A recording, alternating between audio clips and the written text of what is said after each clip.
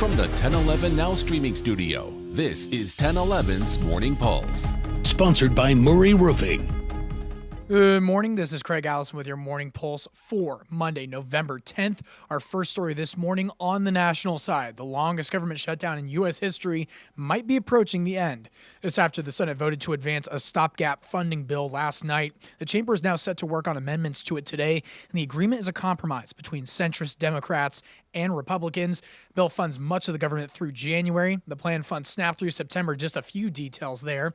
But for federal workers, the agreement ensures shutdown back pay, reverses recent mass firings, and prohibits any more firings this fiscal year. But be sure to stick with us for more updates at 1011 Now. Your second story and new this morning in local news. Lincoln police are investigating after a man took his own life while in police custody.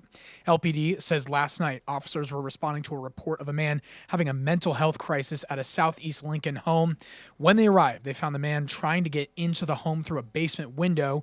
He was taken into custody, searched, and placed into the backseat of a cruiser. While officers were interviewing witnesses, they say the man pulled a gun from inside his pants and shot himself. The officer whose cruiser the man shot himself in has been placed on administrative leave during the investigation. Your third story, a total loss. Lincoln family is displaced after a two-alarm house fire caused $650,000 in damage. Fire crews were dispatched to a garage near North 14th Street and Humphrey Avenue just after 11 Saturday night. LFR says firefighters thought they had the fire under control, only to find it spread into the attic.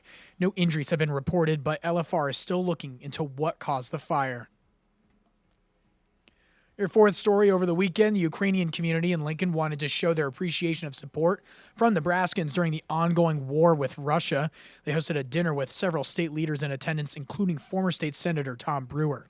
Other state leaders who attended include University of Nebraska President Dr. Jeffrey Gold, U.S. Senator Don Bacon, and other state senators. And wrapping things up with your final story, yesterday was the Good Life Halfsy. By 8:30 a.m., 9,000 participants were lined up at Seacrest Park. Coming in first of the thousands, John Cleary ripping through the finish line in 1 hour, 7 minutes, and 58 seconds. And the first finisher in the women's category, Rita Moore, who completed the half marathon in 1 hour, 16 minutes, and 41 seconds. Congratulations to both of them and all who participated. Organizers with the Halfsy say it's a record year with nearly 2,000 more people than last year. And of those participants, they estimate 1,500 were running their first ever half marathon. How about that? Lincoln certainly showed up and showed out. Well, that's going to be your morning pulse for this Monday morning, and we'll wrap things up with a look at your 7-day forecast. It's certainly feeling cold today, but improves throughout the week.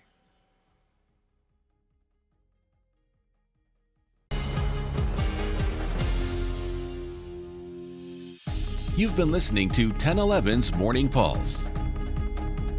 Watch, listen, stream on the 1011 Now app, on YouTube, or wherever you get your podcasts. Sponsored by Murray Roofing.